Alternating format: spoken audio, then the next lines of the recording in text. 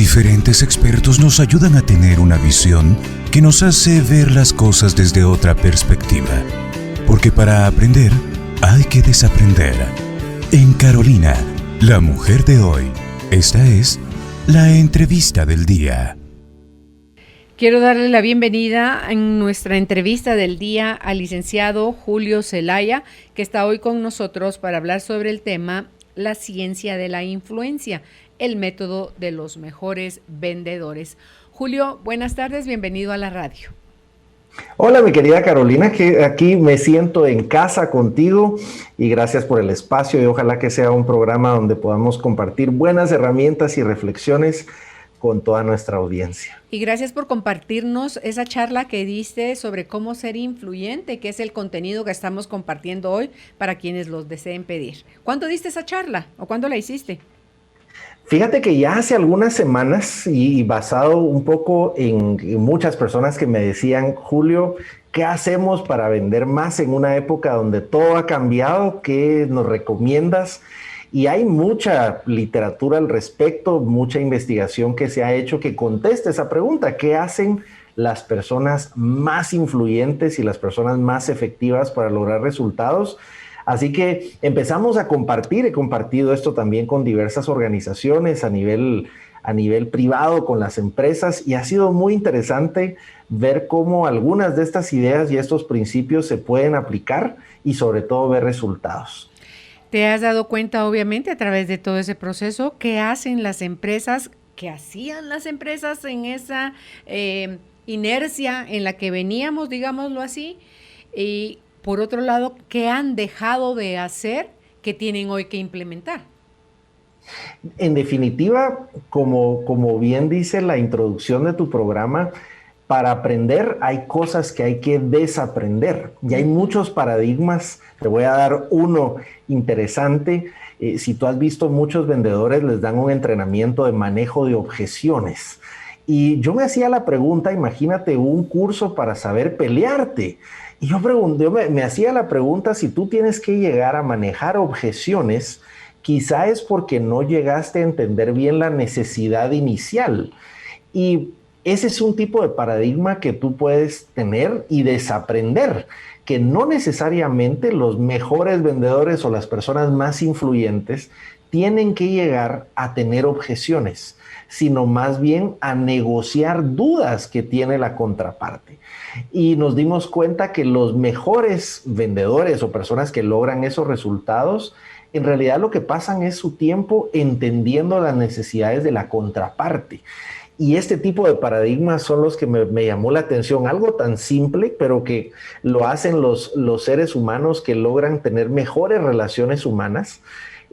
Es algo que se puede aplicar en otros entornos de la vida. Así que muchos paradigmas, pero sobre todo mucha humildad de entender que podemos adaptarnos y hacer las cosas un tanto diferentes a lo que estábamos acostumbrados a hacerlas. Ok, pienso yo, fíjate cómo son las cosas. Mi madre, por ejemplo, mi mamá decía, yo soy tan buena para vender que hasta podría vender piedras envueltas en papel de celofán que la gente me las compra. Y yo decía, ay, Dios mío, ¿cómo hace eso mi mamá? Y es cierto, mi mamá tuvo muchos años un mercado de discos, que era una discoteca gigante que tú, el duende, ni que nada, eso no existía. Y doña Minerva de Alcácer era la líder vendedora en Guatemala de los discos en acetato y después cuando evolucionó a los discos en CD. Entonces la gente entraba solo a ver qué novedades había, cómo estaba la música, qué era lo nuevo, todo. Y mi mamá salían con aquellos rimeros de discos, la gente que compraba. Y porque decía, ay, pero mire, ¿y ese qué tal es? Pues yo le puedo decir que es bueno, pero el quien tiene que decidir si es bueno o no es usted. Le decía a mi mamá, pero está sellado. ¿Y quién dice que yo no le puedo abrir el disco? Entonces, tenía una forma mi mamá de abrir los discos y después los mandaba a la disquera nuevamente a que los volvieran a sellar, ¿verdad? Entonces, le daba al cliente el privilegio de escuchar el disco y cuál otro quiere oír. Y entonces les abría cualquier cantidad de discos, ¿ah? Entonces, me gusta. Mi mamá tenía un oído musical increíble y obviamente ponía mucha atención en su clientela. Entonces, salían con los rimeros de disco. Entonces, mi mamá se jactaba de que ella podría vender hasta piedras envueltas en papel de celofán. Por mi parte... Y fíjate que esta historia que tú me cuentas, ¿tú sabes de dónde se popularizó esa frase de puede vender hasta las piedras? No. De hecho, hubo una persona, su nombre es Gary Dahl, y Gary Dahl era un mercadólogo, su profesión era mercadólogo, y en una reunión con amigos se hacía la pregunta, mira, ¿por qué no vinieron la mayoría de nuestros amigos? Y ellos decían, bueno, porque algunos de ellos ya tienen mascotas y la verdad que les ha tocado cuidar a sus mascotas en una época en donde empezó a tener mucha más popularidad el tener una mascota. Y él dijo en son de broma, la mascota perfecta es una piedra, porque una piedra se quedaría ahí, se puede entrenar. Y él, lo que parecía una idea que te puedes imaginar, todos se burlaron de él. Él dijo, no es una mala idea. Voy a empacar piedras y las voy a vender como mascotas. Y se puso a recolectar piedras. Y como era mercadólogo y le hacía campañas a algunos clientes, empezó a imprimir unos pequeños folletitos que decían cómo entrenar a tu mascota. Y empezó a empacar piedras en una cajita. La vendió a $3.95. Imagínate el precio de venta de estas piedras. Le costaban menos de 25 centavos de dólar cada una de esas piedras. Y pudiéramos pensar, ¿será que era una estupidez o no? Bueno, si te cuento los resultados. En los primeros 6 meses vendió más de 1.5 millones de estas piedras. Y de ahí se populariza ese refrán de vende hasta las piedras, de un caso real de una persona que vendió piedras, pero les agregó valor. Y encontró, como tú bien decías, tú dijiste, mi mamá conocía a su clientela. Y esta es la genialidad de personas que, así les decimos, venden hasta las piedras. Es gente que conoce mejor a sus interlocutores. Sabe qué le duele a su audiencia, a quién le estoy hablando. Y entre más identificas ese dolor, mejor les puedes dar algo que solucione ese problema. Sí, te iba a decir ahí cuando terminé de contar la historia de mi mamá, por mi parte, o sea, teniendo ese ejemplo de vendedora como madre, decía, ay, Carolina, ¿qué pensaba Carolina? Ay, no, qué vergüenza, ay, no, qué pena, ay, no, qué hueva. Y si tú te dices y presentas y te dicen que no, ay, no, o que déjeme pensarlo y vuelva después, o que, ay, no. Entonces decía, pero entonces digo yo, ¿cómo funciona la limitación de tus creencias para decir, no va a gustar, no sirve, no puedo, no me gusta, no, nadie me va a comprar, en fin, es uno el que se bloquea. Pero tú tienes toda la razón, imagínate que tú eres una excelente vendedora y tú estás influyendo en miles de personas que te están escuchando y eso implica que estás vendiendo tus ideas. Lo que pasa es que tienes toda la razón. Cuando se hacía uno de los estudios sobre qué hacen las personas más influyentes, había una característica que tú bien has anotado que es la mentalidad y tenían una mayor capacidad de aceptar el rechazo. Fíjate qué interesante, porque la voz interna que nosotros tenemos es justamente esa. Si me voy a exponer ante un cliente, me voy a exponer ante una audiencia, ¿qué pasa si no les gusta eso que yo traigo? Y hay una frase que a mí me encanta decir, que a todos nos encanta comprar, pero todos detestamos que nos vendan. Y las personas más influyentes, si te das cuenta, no te venden nada, sino que se dejan comprar, hacen fácil el proceso de compra. Y cuando tú sientes, tú ya eres parte de su comunidad. Entonces, ahí está la clave. Como diría un pensador de apellido Wheeler, que decía, no obligues a las personas a que tomen agua, sino más bien convénceles que tienen sed. Y esa es toda la diferencia, cómo le hablamos a las personas desde eso que necesitan y no lo que yo quiero darles. Sí, fíjate que teniendo yo toda esa teoría limitante en mi mente, era solita yo la que me autosaboteaba, pero estuve 15 meses en la experiencia. En mi vida yo había sido vendedora, pero dije, bueno, ¿y por qué no? Entonces, de eso te estoy hablando hace más de 15 años, sí. Traía de la Ciudad de México, de Guadalajara y de Cancún ropa de manta de primera calidad, o sea, muy, muy buena, muy linda. Y dije, yo no tengo tienda, ni quiero poner una boutique, voy a ser yo el maniquí ambulante. Entonces, yo me vestí durante 15 meses con esa ropa. Faldas, blusas, vestidos, sacos, trajes, tú di qué. Todo era, entonces, y era ropa muy linda. Y con los accesorios, los zapatos lo complementaba. Entonces, siempre la gente me miraba y me decía, pero qué linda su ropa, ¿dónde la compró? Yo la vendo. Y yo la vendo. Entonces me decían, me invitaban a ver, ¿cómo se llama esto? Cuchubales, baby showers y cosas así. Entonces yo llegaba con mis maletines grandes de ropa y mostraba, y me pude dar cuenta, Julio, que también era una muy buena vendedora. Solo que entre eso y hacer lo que hago acá en el programa, en la radio, eso me parece bonito. Gano hasta más dinero que estando en la radio, te digo. Pero no es cuestión de, para mí, no es cuestión de ganar dinero. Es cuestión de que mi alma se expanda y sienta yo plenitud en lo que estoy haciendo. Entonces ganó la radio. Pero fíjate que ahí mostraste algo que es fundamental. Por un lado decíamos que las personas influyentes tienen esa capacidad de mayor resiliencia, dicen, bueno, no voy a aceptar un no, pero fíjate qué interesante. En los dos casos que me comentaste, cuando estabas vendiendo la ropa y además cuando estás en la radio, tú hablaste de un tema, lo hacía porque me gustaba usar esa ropa.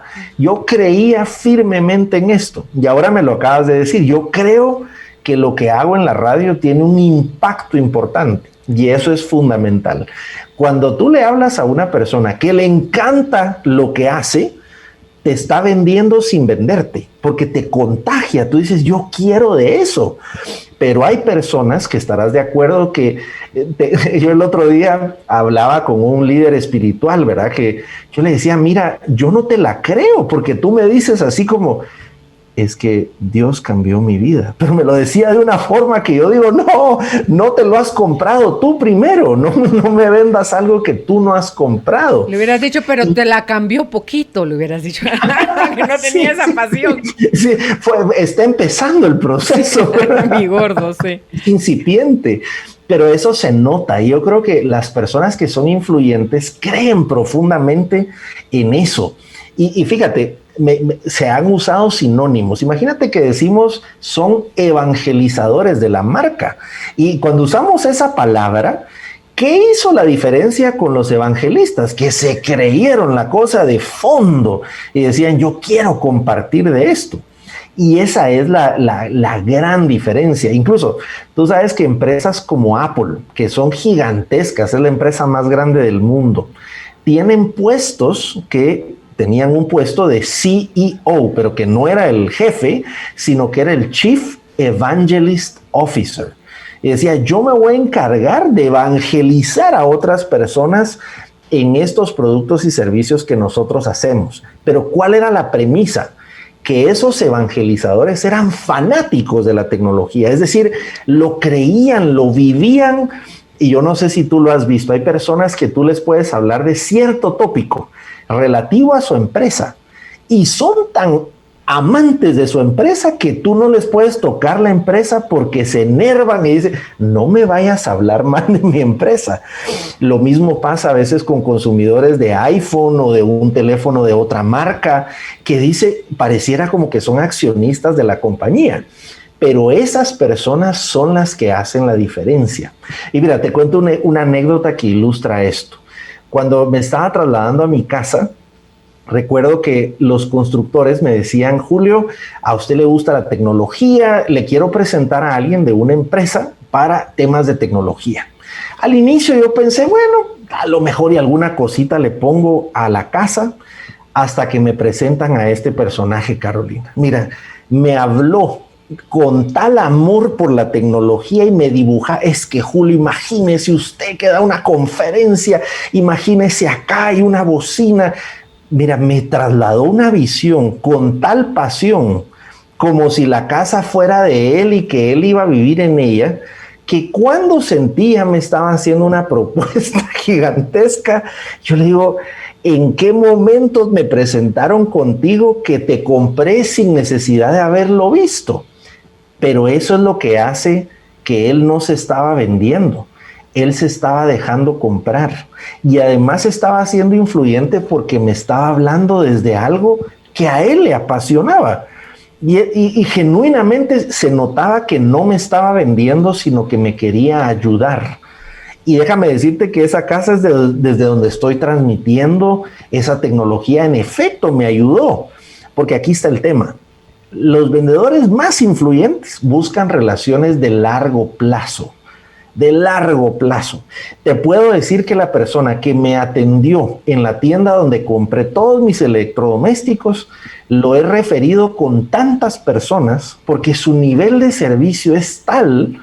La persona que me refirió la tecnología para mi casa también la he referido con tantas personas porque no me vio como un número, me vio como una persona, se interesó de mis problemas, vio qué yo realmente podía necesitar y se dio cuenta que podía tener una relación de largo plazo. Hasta la fecha me pregunta, Julio, ¿cómo vas? Y cuéntame, ¿te funcionó eso que le pusimos a tu casa? Y un cliente satisfecho es la mejor referencia que tú puedes tener. Claro. Porque yo le digo, mira, estoy feliz y cuando quieras que yo le cuente a alguien lo que tú hiciste conmigo, eso es lo mejor. Ahora regresemos a la analogía cuando decíamos del evangelista. La persona que fue a un retiro, a un curso, a algo que le funcionó, esa es la mejor carta de presentación. Cuando tú dices, quiero que veas lo que pasó con esta persona y esa persona dice, esto me funcionó. Entonces se tiene influencia no por lo que tú dices, sino porque los otros dicen que tú hiciste por ellos. Sí, porque ven, en el caso de quien te vendió la tecnología, se interesó tanto por tus necesidades y cómo suplirlas a nivel tecnológico, que él siente como que es él el que va a vivir ahí y que cómo le gustaría a él y que, cuáles son las cualidades de todos los productos, ¿verdad? Y también están actualizándote, porque no solo para ver cómo te funcionó, sino le cuento, Julio, que vino una cosa maravillosa, esto sí, si aquello ya era bueno, sí. Esto es... Entonces, te están vendiendo todo el tiempo, sí. Te están asegurando eso porque no te ven como número, decías tú, te ven como persona, se ponen ellos en ese lugar, en cómo les gustaría ser atendidos, y a esa gente, sea zapatería, sea empresa, sea lo que sea, tú buscas un servicio, por ejemplo en el salón, algo tan sencillo, quien me hace a mí mi pedicure, si ella se va de ese salón, yo me voy al salón a donde ella se va, y si se va de ese, se va al otro salón, yo me voy a ese salón, o sea, porque yo voy buscando el servicio por la calidad de su trabajo y su entrega, y además que uno se va relacionando con cariño con las personas, ¿verdad? Entonces, sirve para quien te vende el carro, para quien, como tú decías, te vende tecnología, te alquila una casa o te vende una casa. Es que hay vendedores estrellas que dice uno como que tienen imán con la gente, pero yo creo que de las cosas más auténticas con ellos es que son ellos mismos, están enloquecidos por lo que hacen, conocen a fondo lo que están vendiendo. Y fíjate que si nosotros comparamos y nosotros pudiéramos estudiar a los vendedores que logran ciertos resultados y a las estrellas, y los pudiéramos, imagínate Carolina, que los pudiéramos grabar y podemos ver qué hacen diferente. Hubo un estudio que hizo algo como eso y se hacía la pregunta, ¿qué hace y cómo usan el tiempo las personas que logran ciertos resultados comerciales y en qué usan su tiempo las que logran grandes resultados comerciales? Primero veamos a los tradicionales. Los tradicionales, el 10% de su tiempo lo pasaban buscando empatía, es decir, tratando de caerte bien. Y trataban de, ok, te voy a contar un chiste, voy a ver cómo rompo el hielo. El 20% del tiempo lo pasaban haciendo preguntas. Entonces te preguntaban y a ver qué podían aprender de ti. Un 30% del tiempo lo pasaban presentando su producto o servicio, su propuesta comercial. Y un 40% del tiempo, imagínate qué impresionante, se la pasaban argumentando objeciones y tratando de cerrar. 40% del tiempo tratando de forzarte de, mira, esto te sirve, cómprame. Ahora comparemos en qué usaba el tiempo los mejores vendedores. El 40% del tiempo de los mejores, ¿sabes en qué pasaban usando el tiempo en construir confianza. No en lograr empatía, en caer bien contándote un chiste, sino en establecer un lazo de confianza. 40% de su tiempo. El 30% de su tiempo lo pasaban detectando necesidades y problemas que tú tenías. Pero basado en esa confianza, tú podías abrirles y contarles más tu situación genuina. Un 20% de su tiempo lo pasaban presentando soluciones. Y únicamente un 10% resolviendo objeciones y cerrando. Eso quiere decir que el vendedor tradicional pasaba 40% de su tiempo peleándose y el otro pasaba ese mismo 40% construyendo confianza. Ahora, fíjate qué interesante. No nos pusimos de acuerdo tú y yo con el ejemplo que acabas de compartir de la persona que te hace tu pedicure. Pero tú dijiste, le tengo tal confianza que si esa persona se va a otro lado, yo me voy con ella. Ahora imagínate, la persona de ese salón de belleza, no sé si el dueño o dueña, o si esta persona es la dueña del salón, se da cuenta de cuánto vale esa confianza, porque la confianza se puede monetizar. Y te das cuenta que un cliente que es muy influyente como lo eres tú y que puede hablarle a otras personas, se va con la persona que le prestó el servicio. Es decir, la confianza se puede monetizar.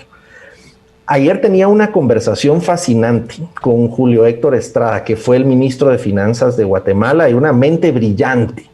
Y yo le hacía la pregunta, ¿qué hacer para reactivar la economía? Y él decía dos cosas que me parecen fundamentales.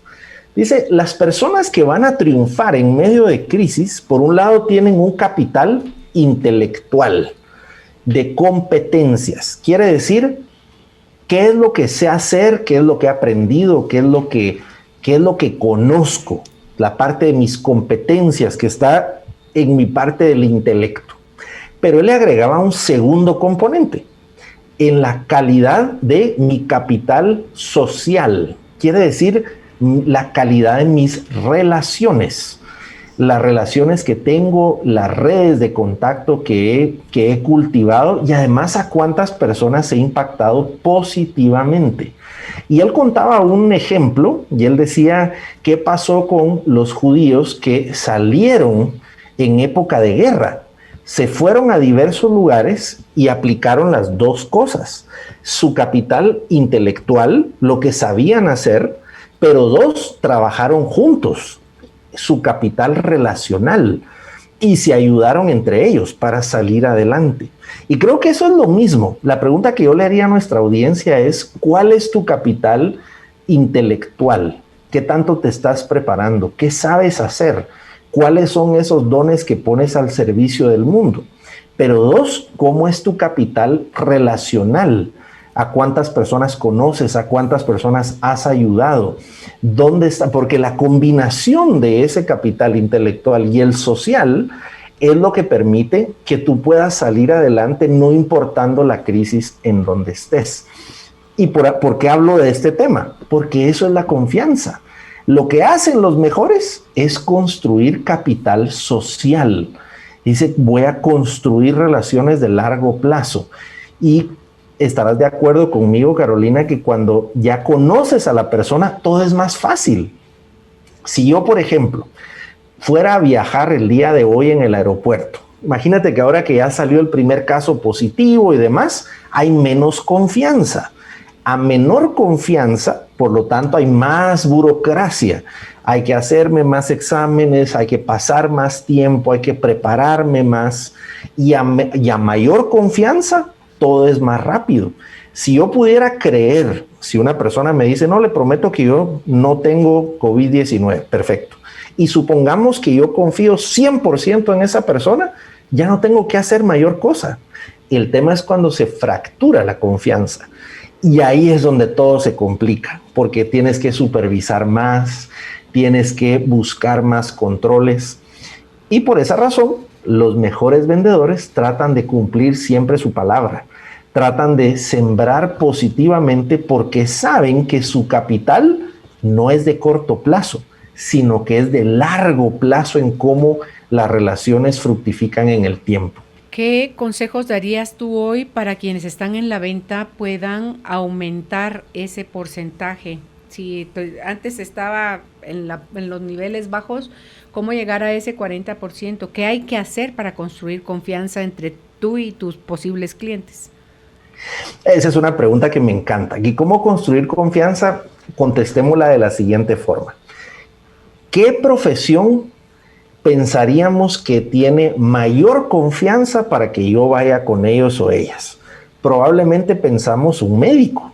Los médicos son de las profesiones donde hay más confianza para yo poder depositar mi vida en las manos de alguien. Entonces, tratemos de sacar qué características hace que se construya la confianza.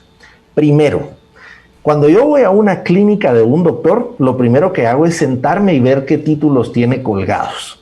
No importa si ese personaje tiene un cuadrito ahí de su primera comunión, pero yo empiezo a contar cuántos cuadros hay ahí. Entonces, primera variable que predice la confianza, el expertise.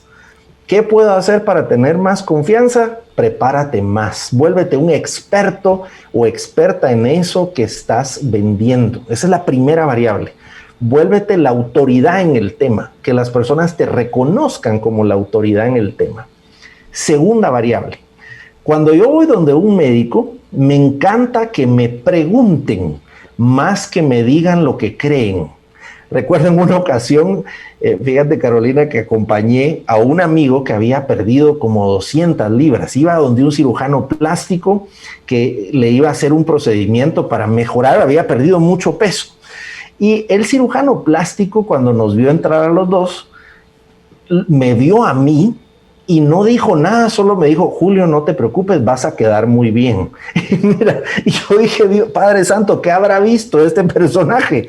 No me preguntó nada, sino que me pasé toda la clínica pensando... ¿Qué me querrá componer nariz, orejas, papá? Fue horrible, fue horrible.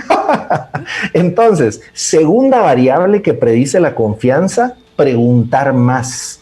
No solo ser experto, sino preguntar más, preguntar más.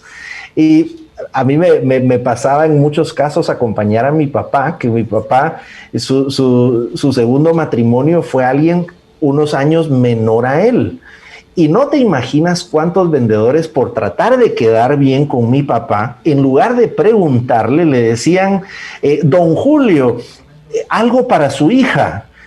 Mi papá le cambiaba la cara, pero era este elemento que estoy recomendando: pregunta más, asume menos.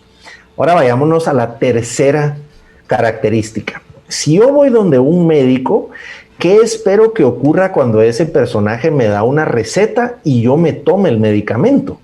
Que haya resultados. Y la tercera característica es: encárgate de ser esa persona que da resultados consistentes.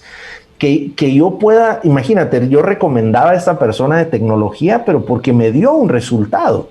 Tú recomendabas a esta persona que te atiende en un salón de belleza porque te da un resultado consistente como el que a ti te gusta. Uh-huh. Entonces, ser expertos, preguntar más, dar resultados. Y 4, construye relaciones sinceras. La sinceridad es fundamental. En la medicina, cuando tú vas donde un médico, los médicos son de las pocas profesiones que si te preguntan: mira, ¿te drogaste hoy en la mañana?, la persona va a contestar la verdad, porque sabe que si le miente al médico puede ser que le cueste su propia vida. Ahora, ¿de dónde viene la palabra sinceridad? En tiempos en Roma se negociaba con las estatuas, y las estatuas se buscaba que fueran esculpidas de una sola pieza. Pero había ocasiones donde los escultores rajaban un poco la estatua y le colocaban un poco de cera para que no se viera la rajadura. Y por lo tanto la gente decía: deme una estatua sincere, que era: démela que no esté adulterada. Así que el cuarto elemento es la sinceridad. Tú misma decías algo poderoso: los mejores vendedores son ellos mismos. Esa sinceridad se nota. Se nota a leguas cuando a alguien no le gusta lo que hace, se nota a leguas cuando alguien lo está haciendo porque es un trabajo, y eso lo percibimos y automáticamente tú dices, no, yo no confío en esta persona, no sé por qué, pero es porque te está tratando de ocultar que en realidad no le gusta lo que hace. Entonces, 4 consejos para nuestra audiencia. 1, vuélvete experto. 2, pregunta más. 3, busca que sean unas relaciones sinceras. Y 4, da resultados consistentes. En cualquier cosa que hagas, sé fiel en lo que tienes, aunque sea poco, porque después mucho se te dará. Pero ser consistentes en buscar dar buenos resultados. Ok, ¿cuál fue el nombre que le pusiste al tradicional y al exitoso, al vendedor? Y a los más influyentes. A los más influyentes. 40% construir confianza, nos acabas de dar los pasos, las sugerencias. El 30% detectando necesidades. Y aquí se refuerza lo de asume menos, atiende más, escucha más, observa más. Hay personas que son como superpilas, creo yo, como que tienen como radares y pueden darse cuenta rápido, no solo en el lenguaje corporal de la persona, sino que en el ambiente que rodea a la persona, en las palabras que usa, o sea, en todo. Porque a mí, para decirme tecnología, Dios santo, no sé qué tanto me venderían, porque así engallo, ¿eh? Entonces, y yo creo que de mi parte soy impresionable. O sea, a mí me impresionan rápido, ¿verdad? Pero fíjate qué interesante. Asumamos el siguiente escenario, que yo voy a ser el dueño de una venta de vehículos y yo voy a vender vehículos y resulta que vendo vehículos nuevos. Suponte que va una pareja a comprar un vehículo. El vendedor o vendedora puede hacer una pregunta o asumir. Con una pregunta pudiera decir, buenas tardes, bienvenidos. ¿Para quién es el vehículo? ¿Para usted, caballero, o para usted, dama? Con una sola pregunta cambia totalmente la ruta. Eso es ciertísimo. Yo he ido con mi esposo a comprar carro pero él me va acompañando. Ajá. Y a quien lo miran es a él. Al que creen que va a comprar el carro es él. Horrible. Digo, como que es su abuela que le compre carro, pues, porque a mí ni me peló, pues. Exactamente. Y fíjate, ¿qué pasa? El vendedor asume, vinieron juntos, seguro el carro es para él. Error garrafal. Segundo, hay una generalización que es desafortunada y dicen, bueno, seguro ella no sabe tanto de carros como él, cosa que no es cierto. No, sí, de carros hay sí, mujeres no sé. que saben más de carros que el hombre, hay veces que se cumple eso, pero no lo asumas, sino que pregunta, ok, y entonces imagínate, ¿para quién es el carro? Para usted. Ok, cuénteme un poco, Carolina, ¿cuál es su rutina del día a día? ¿Qué cosas hace usted con su vehículo?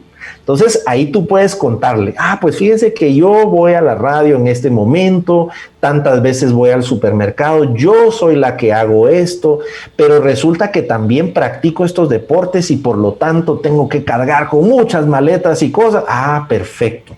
Por lo tanto, puedo pensar que el espacio es importante para usted. Sí, exacto, eso es lo que... Pero fíjate, ya se empieza a emocionar la persona, pero no es porque sea mágico el vendedor, simplemente le preguntó. Y me gusta decirle a las personas que se imaginen la primera vez que salieron con esa persona que querían conquistar. Ahí fueron los mejores vendedores del mundo, porque le preguntaron, dije, cuéntame, ¿qué tipo de comida disfrutas? Perfecto. Y cuéntame, ¿qué tipo de música disfrutas? Perfecto. Y cuéntame, ¿con qué sueñas? Y le preguntaron, y le preguntaron, y le preguntaron.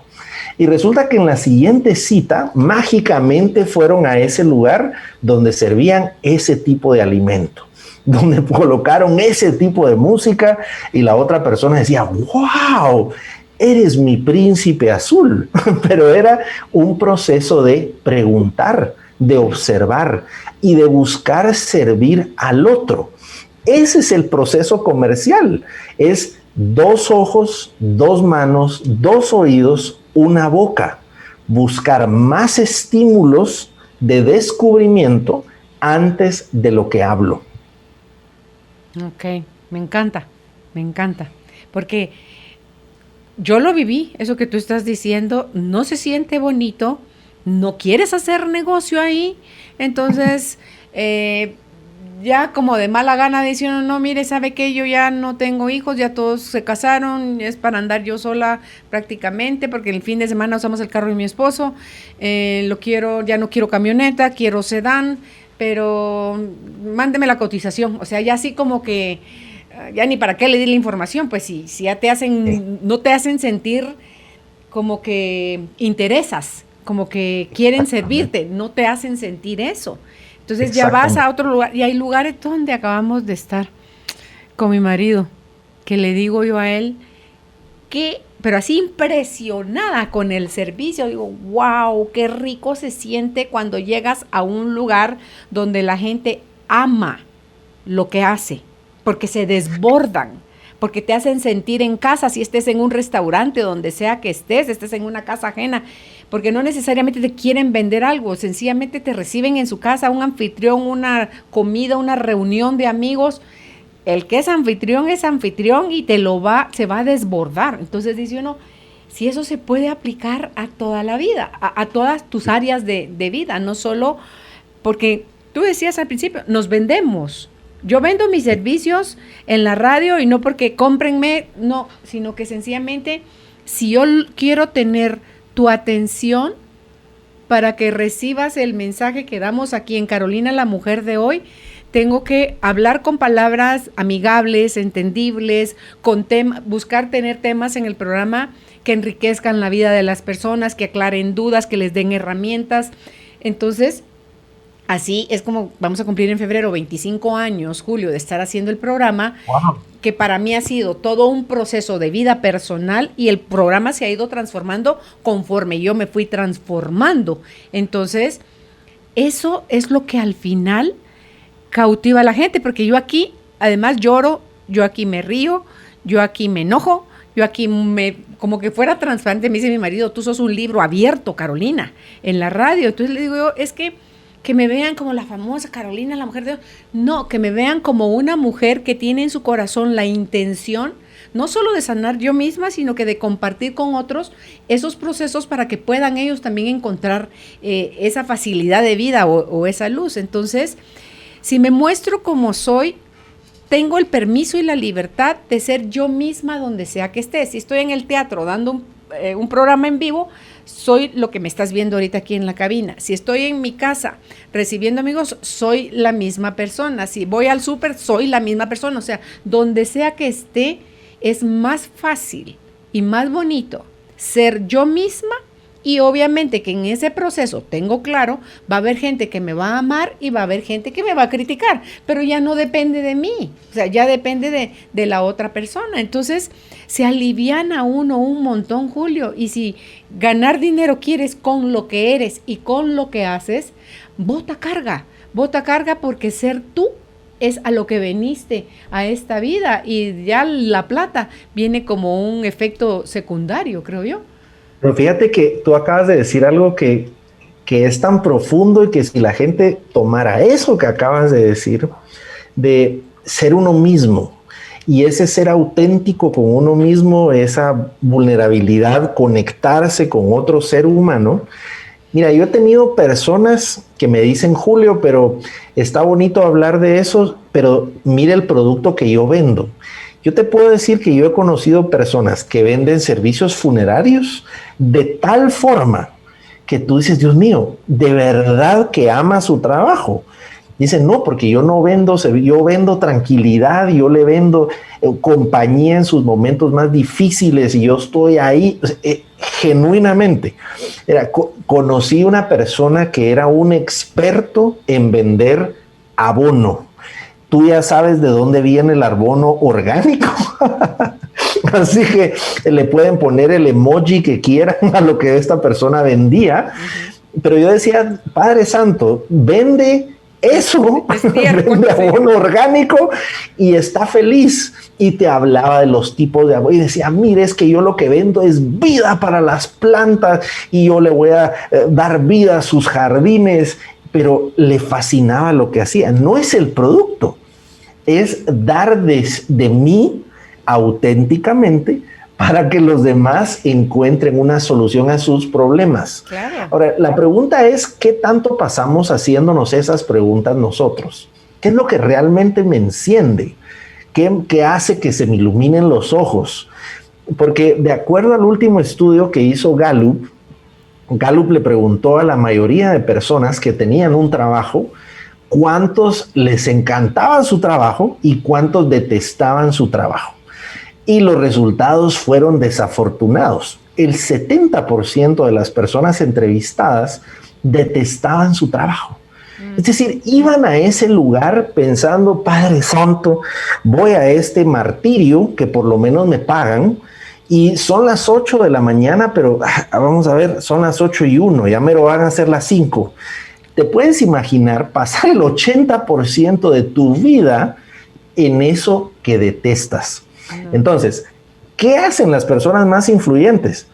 No te están vendiendo nada, porque simplemente están dando de sí y se les nota. Y tú estarás de acuerdo conmigo, no importa la profesión.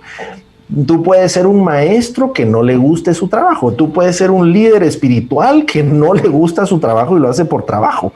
Y puedes tener el trabajo más retador, como este vendedor de abono orgánico, y a pesar de eso verlo con un propósito enorme y disfrutarte de eso que haces. Es decir, no es el producto, es la persona.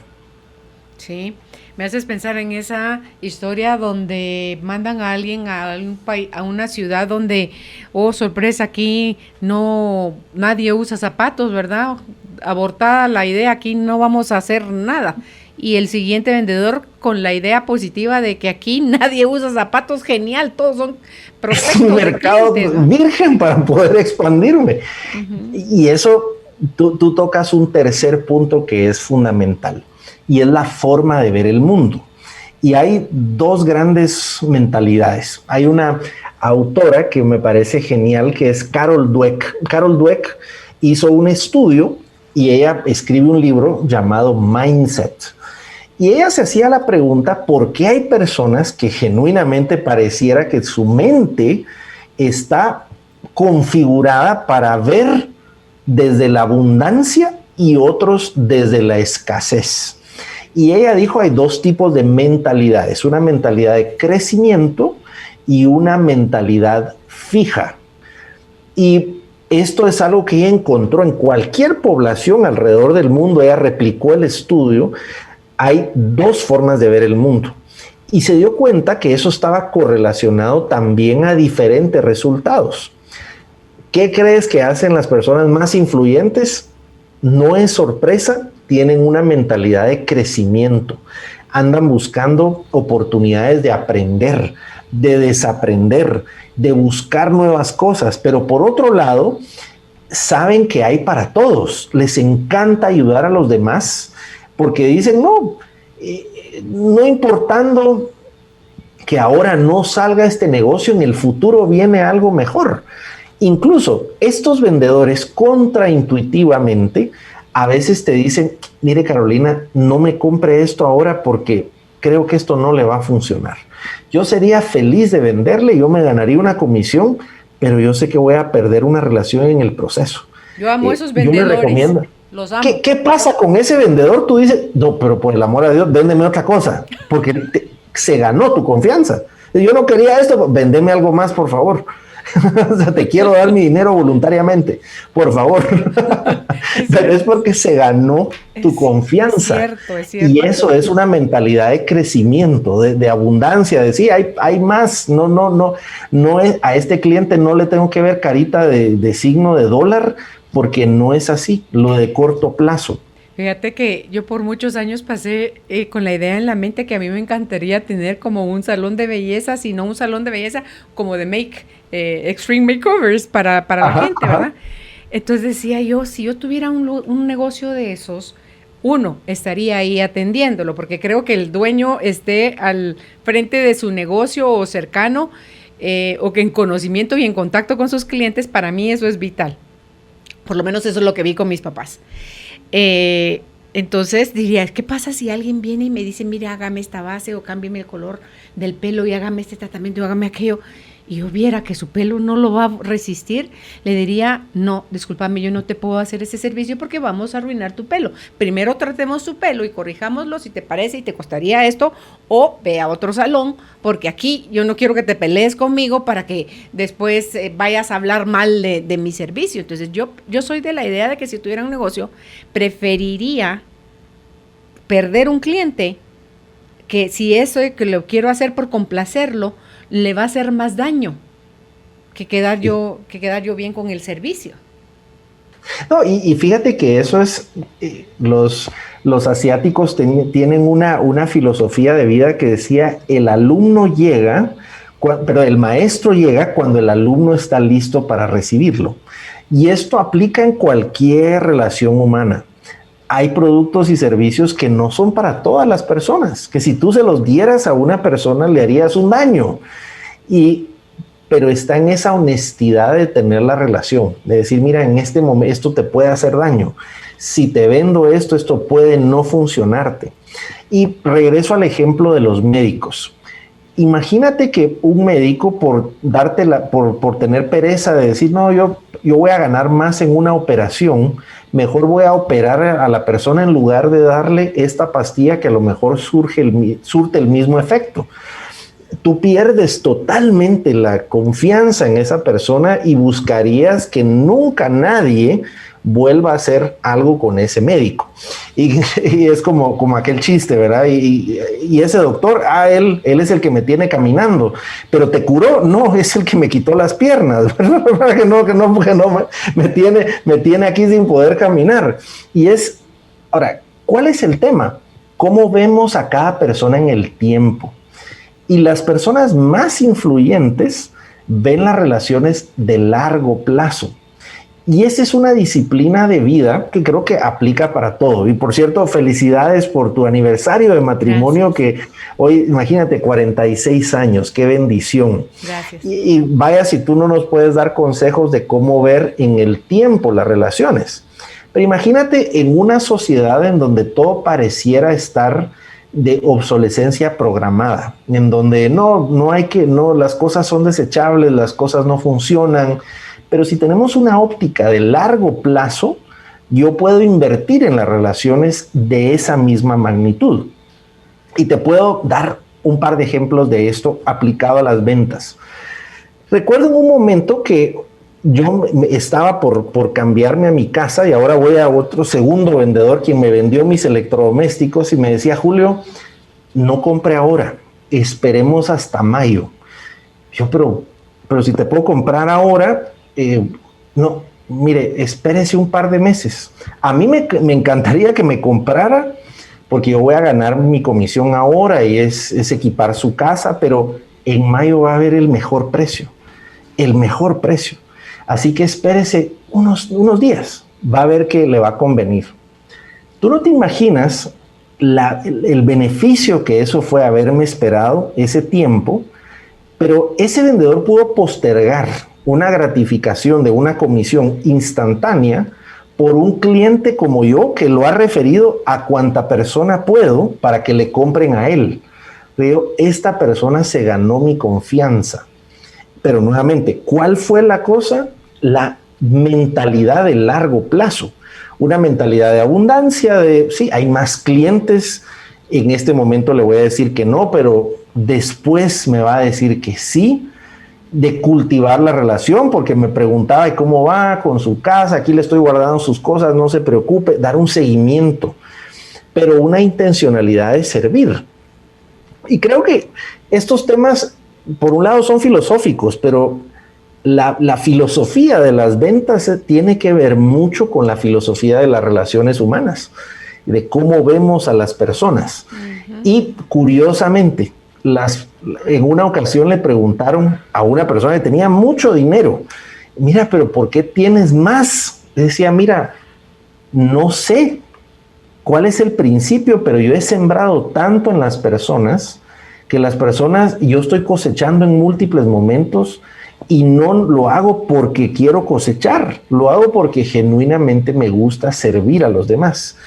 Pero los recursos regresan si tú has sembrado bien, las recomendaciones vienen, tú ni cuenta te das que alguien te refirió con otra persona porque justamente sembraste bien en esa persona. Y las relaciones de largo plazo, es imposible que tú veas todo el camino y cómo todo está conectado. Es imposible que lo veas, pero sí tienes que confiar en un principio básico.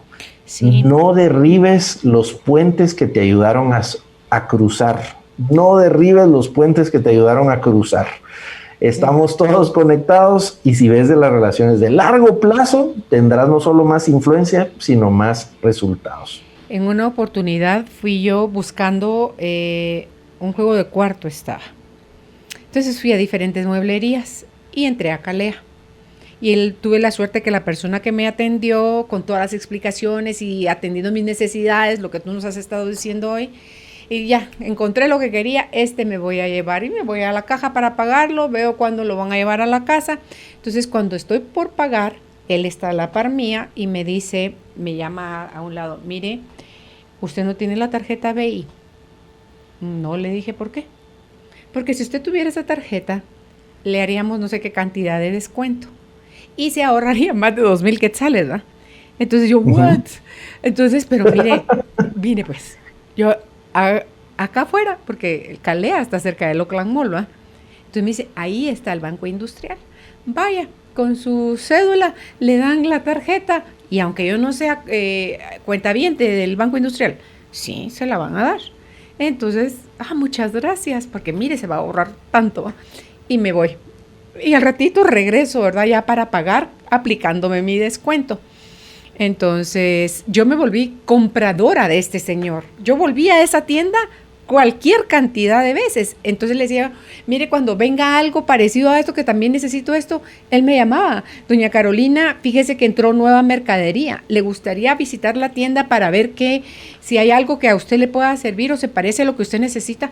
Entonces, ay, fulanito, muchísimas gracias. Me hago el tiempo hoy o mañana, más tardar estoy ahí con usted. Entonces, yo lo he vivido. Y se siente bonito, te sentís como que fueras el único cliente de la persona, pero no que te está vendiendo por desesperación y porque mire que yo de esto como y porfa, cómpreme. No, porque eso pesaría, eso lastimaría la relación y te quedas súper satisfecho, lo súper recomiendas y vuelves a la tienda la cantidad de veces que sea necesario. Pero fíjate que tomemos ese ejemplo. Supongamos que este vendedor te ha atendido durante 10 años, supongamos eso, te ha atendido bien durante 10 años y en momentos de la crisis te dice, Carolina, le quiero hablar con el corazón en la mano, estamos teniendo una dificultad de ventas increíble, usted sabe que yo vivo de mis comisiones. Si usted me pudiera ayudar refiriéndome o de alguna forma que a usted se le ocurra, yo se lo voy a agradecer en el alma. Ahora, fíjate la diferencia. Esta persona puede pedir algo porque ha sembrado por mucho tiempo en la relación y por lo tanto puede cosechar. Y tú seguramente buscarías cómo ayudarlo. Pero hay personas que buscan capitalizar sin haber sembrado. No. Imagínate ese vendedor que te dijera el día que lo conoces, mire, por favor cómpreme porque si no, no tengo para comer. Tú dices, no, pero no tenemos tanta confianza para que yo en este momento busque ver qué hago. Entonces, hay un principio de como si fuera una cuenta de ahorro y pensemos en todas las personas, cuánto hemos depositado en las vidas de los demás y cuánto hemos retirado de las vidas de los demás. Yo creo que eso y ese saldo debe ser positivo. Claro, yo creo que eso es algo de lo que nunca te debes cansar, pero tienes primero que encontrar, Julio, que tú eres una fuente inagotable de atención, de educación, de servicio, de gratitud, de alegría, de buen ánimo, de respeto, o sea, todas esas cualidades no caducan, no, ay, se me va a acabar si doy mucho de esto. No, entonces cuando somos así, yo me meto en ese equipo, cuando somos así, eres bien recibido en todas partes. Le digo un día a mi marido, ¡hala, qué bonito, qué fácil que la gente, qué amable la gente conmigo! Le digo yo. Entonces me dice mi marido, Carolina, tú sos una persona que de fácil a ti te puede amar muy fácil. Me dice, ay, de verdad, le digo, qué bonito, porque yo no lo pensaba con que voy a hacer esto para sacar esto otro, no, sino que es sencillamente la forma de ser. Y entonces me dice, ¿cómo querés que la gente no se enamore de ti? Con cómo haces las cosas. Entonces tú sos de fácil para, no es que no se me olvida cómo es que lo dijo, que es fácil amarme, pues, ese es en resumen. Y fíjate que hay un sociólogo que es el sociólogo de los más citados del mundo, y él se llama Robert Cialdini, y él estudió este principio que tú estás haciendo alusión, y es el único principio que se observa en toda cultura, porque es un tema biológico, y es este principio de la reciprocidad. ¿Y qué significa este principio? A nivel de las neuronas, nosotros reaccionamos a lo que el otro hace. Por esa razón, si tú bostezas, automáticamente yo bostezaría y yo no sé por qué, pero es mis neuronas en reflejo a la tuya. Uh-huh. Por otro lado, pasa cuando una persona, por ejemplo, empieza a toser, otros tosen, alguien se ríe, los demás se ríen y así sucesivamente. Pero ese principio hace que lo que yo he sembrado en una persona, yo busco en reciprocidad, de cierta forma, cosechar. Déjame darte algunos ejemplos. Si tú vas, por ejemplo, en tu vehículo, tú vas a salir de tu oficina y ves que hay mucho tráfico y tú le pides favor a alguien que te dé permiso para poder sacar tu carro y no te dan paso. La propensión es que si tú, imagínate que te vas en tu vehículo 5 kilómetros después y alguien te pide paso a ti, la propensión es que tú tampoco le des paso. Y de cierta forma estás siendo recíproco a lo que alguien más sembró en el pasado. Y no tiene nada que ver el resto de personas. Ahora veámoslo a la inversa. Si una persona te dio paso y te dijo, no, por favor, pase, Carolina, pase. Y a los kilómetros después, otra persona que no tiene nada que ver con este interlocutor te pide paso, la propensión es que tú también le des paso. Es decir, los seres humanos somos recíprocos. Eso, déjame darte otro ejemplo. Recuerdo en una ocasión, yo iba a estudiar mi maestría y necesitaba un fiador para un préstamo para poder sacar ese préstamo de mi maestría. Y mi mejor amigo me dijo, por supuesto que yo voy a ser tu fiador. Yo con mucho gusto me voy a mi maestría y él fue mi fiador. Años después, ya había terminado la maestría y él me dice, mira, estoy en un problema económico, quiero sacar un préstamo. ¿Tú crees que yo le iba a decir, no, fíjate que no, yo no puedo ser tu fiador? Por supuesto que fui recíproco, pero veamos eso en el tiempo. Veamos un caso, a mí me impresionó esta historia que te voy a contar. Yo trabajé un tiempo en una universidad privada de este país, la que tiene la facultad de administración de empresas más grande en números de estudiantes. Y yo recuerdo cuando estaba ahí, decía, mi trabajo es facilitar que más personas se gradúen. Ese era mi visión del trabajo. Y empezamos a llamar a personas que tenían años sin haberse podido graduar por algún requisito y demás. Y hubo un caso en particular que me impactó, una persona que tenía ya como 9 años, de que solo le faltaba un pequeño detalle en su tesis y la podía terminar. Lo llamamos y le decimos, mira, tú no tienes mayor requisito para graduarte, gradúate, te vamos a ayudar. Ah, pues muchas gracias. Y mira, te prometo que nos vertimos para que terminara su tesis. La logró hacer en tiempo récord, ese detalle que le faltaba, y se graduó. Recuerdo que la familia muy agradecida y muchas gracias, y nosotros todos con mi equipo decíamos, pero ese es nuestro trabajo. Ustedes habrían hecho lo mismo por nosotros si fuera la inversa. Estamos para servirles. Pasan los años. Yo en uno de mis negocios estaba presentando una propuesta ante una junta directiva. Y recuerdo, imagínate lo importante que era esa propuesta, que en un negocio yo podía vender todo lo que había vendido el año pasado combinado en un negocio. Era importantísimo. Y una persona en esa junta directiva era una mujer que empieza a decir, tenemos que trabajar con Julio, porque mire, él nos va a ayudar. Yo decía, pero ¿de dónde me conoce? qué buena gente, pareciera que yo le hubiera pagado a ella para que me vendiera.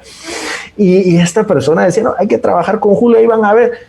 Y bueno, me dan el negocio, Carolina. Y yo feliz, le digo, mire, muchas gracias. ¿De dónde tengo el gusto de conocerla? No es que usted no me conoce, pero yo soy la esposa de tal persona. Del graduante. Y usted no se imagina cómo cambió nuestra vida. Ahora veámoslo a la inversa. Imagina que mi visión de la vida fuera, no hay que graduar personas porque se van a robar y necesito ser ese único que es licenciado. La vida me habría cobrado esa factura y yo ni cuenta me doy. Porque esa mujer en esa junta directiva habrá dicho, qué bueno que vino este señor, ¿verdad? Puro el show de la señorita Laura, que pase el desgraciado. Ahora me cobro eso.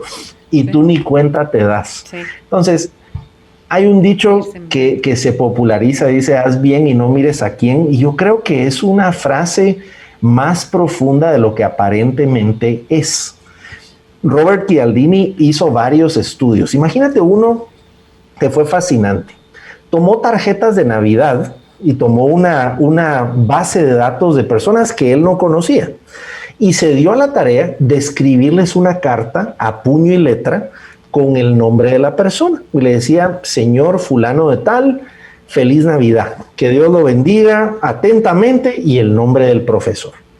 Lo que le impactó es que casi el 70% de las personas le contestaron y no lo conocían. Decía, mire, profesor, qué detalle, qué bárbaro, muchas gracias.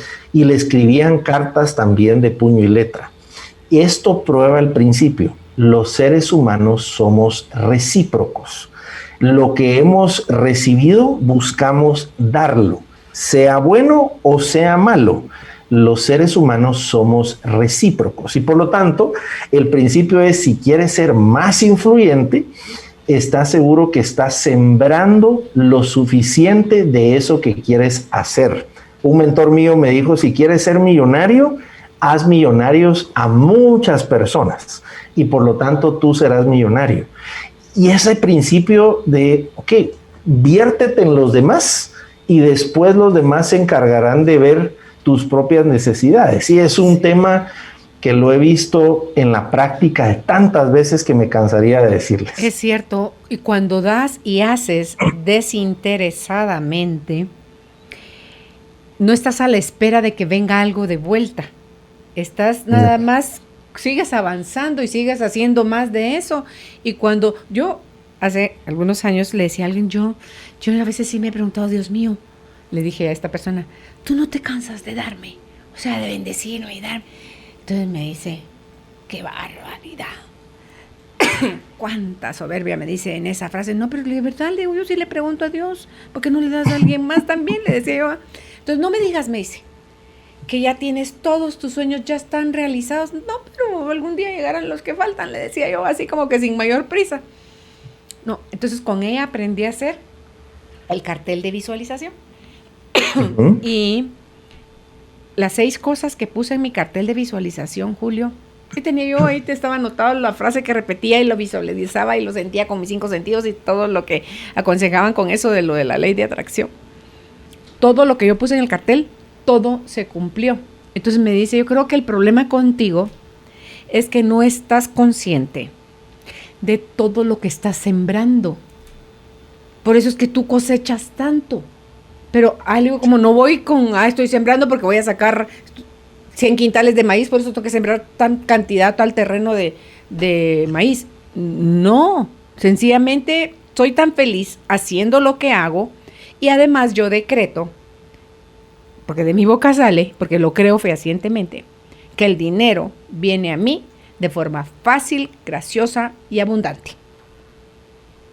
Y el dinero viene a mí, Julio, de esa manera, sin jactancia, sencillamente, y lo que venga, si viene 10 o vienen 3, yo lo agradezco igual. No es que solo de 10 en adelante yo voy a agradecer, no.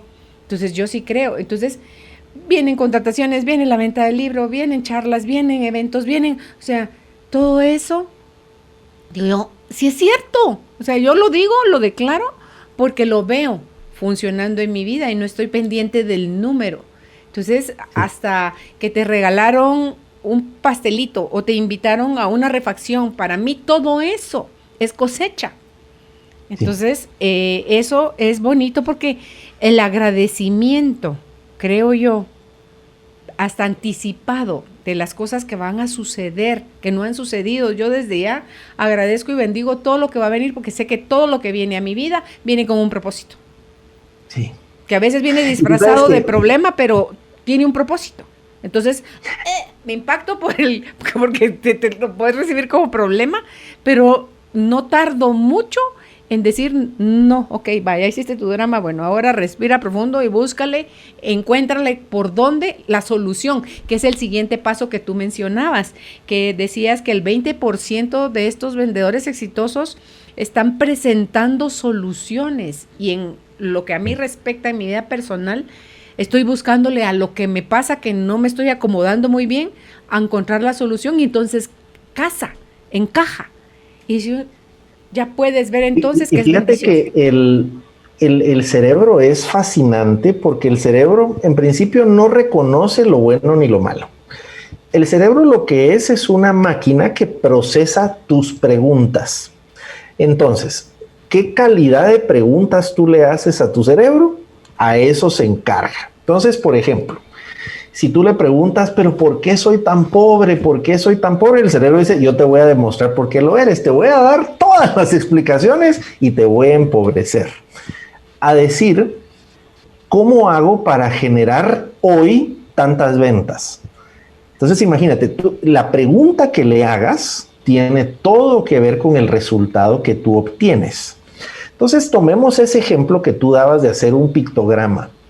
El pictograma es una herramienta poderosísima que yo se la recomiendo a toda persona porque eso activa, hay una parte acá en la parte trasera del cerebro que es el sistema de activación reticular. ¿Qué es eso en palabras sencillas? Es como si fuera un flipón. Entonces le dice, ponle atención a esto, no le pongas atención a esto. Entonces, si yo le dijera a nuestra audiencia, ¿se han fijado cuántos vehículos blancos hay en Guatemala? Seguramente, como le hablé a tu sistema de activación reticular, tu cerebro dice, ¿qué razón tiene? ¿Cómo hay de carros blancos? Pero no necesariamente es que aumentaron mágicamente los carros blancos, sino que le dije a tu cerebro a qué le pusieras atención. Los mejores vendedores hacen esta técnica del pictograma, establecen metas y dicen, este mes voy a vender tanto. Y lo visualizan, lo creen, lo hablan. Y ahora, ¿qué pasa? Que entonces el cerebro se setea. Dice, muy bien, necesitas 100,000 quetzales, perfecto. Todos los sentidos se agudizan a eso que tú dijiste que era importante para ti. Entonces, cuando nosotros entramos en un estado de angustia, que eso es algo que pasa en situaciones de crisis, la palabra angustia viene de angosto.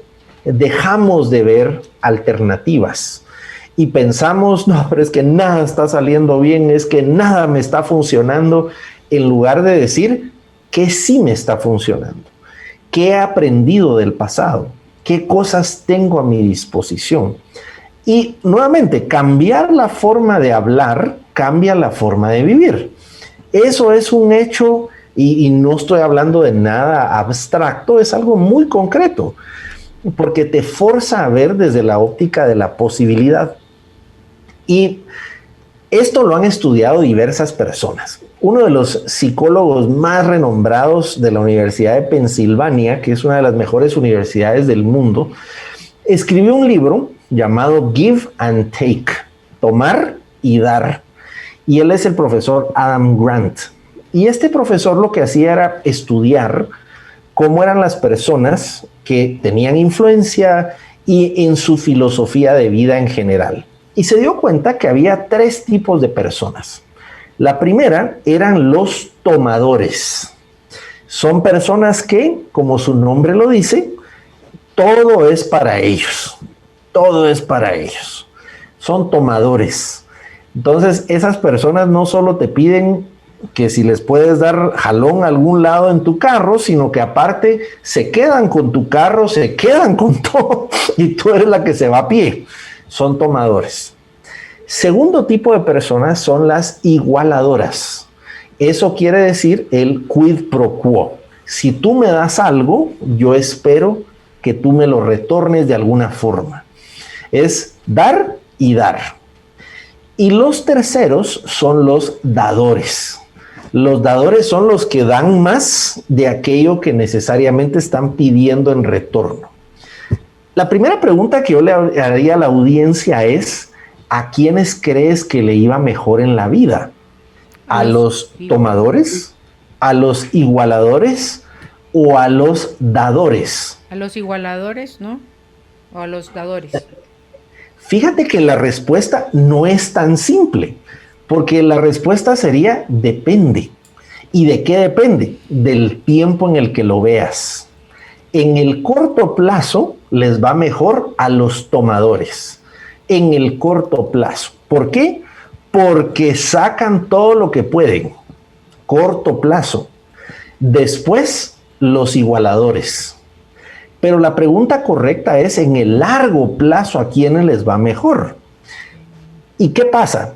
¿No les va bien a los tomadores? Porque el tomador automáticamente, una persona que le hizo eso, nunca más quiere hacer negocios con esa persona. Dice, una vez me la hiciste, nunca más. Segundo tipo, si es igualador, tú dices, no, esta persona no quiero hacer nada con ella porque me va a pedir algo a cambio. Ahora bien, nos queda únicamente los dadores. Y tú puedes decir, bueno, ser dador, sí, pero con una pequeña variante. Tú necesitas ser un dador que se cuide a sí mismo primero. Y la mejor forma de decirlo es, si tienes un pan, come tú primero y el resto dáselo a los demás. Porque si tú no te cuidas a ti mismo, tú estás quitando la fuente que da provisión a los demás. Y se dio cuenta este profesor que esos dadores que daban mucho, pero también cuidaban cuidaban de su vida, se cuidaban a sus equipos, pero también daban abundantemente.